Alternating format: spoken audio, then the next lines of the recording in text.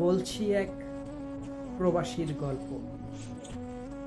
প্রবাসীদের চোখেও কিন্তু পানি আসে, কিন্তু সে পানিগুলো তারা কেউ দেখার আগেই মুছে ফেলে।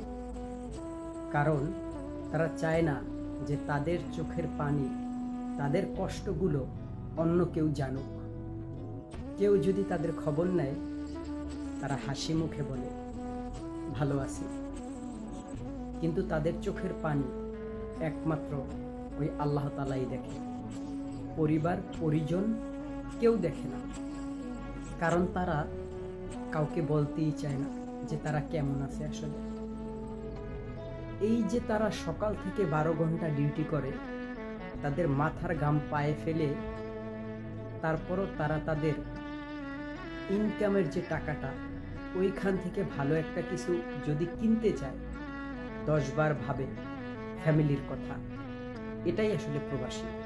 প্রবাসীদের জীবনই খুবই কষ্টের, কিন্তু কেউ জানে না। এরপর যদি তারা কখনো দেশের বাড়িতে যায়, তখন কিভাবে যায় কেউ বুঝতেই পারে না। আসলে প্রত্যেকটা প্রবাসী কষ্ট পেতে পেতে তাদের দেখবেন শুধু উপরে কাভার আছে, ভিতরের রূপটা, মনটা মরে গেছে। এটাই প্রবাসী।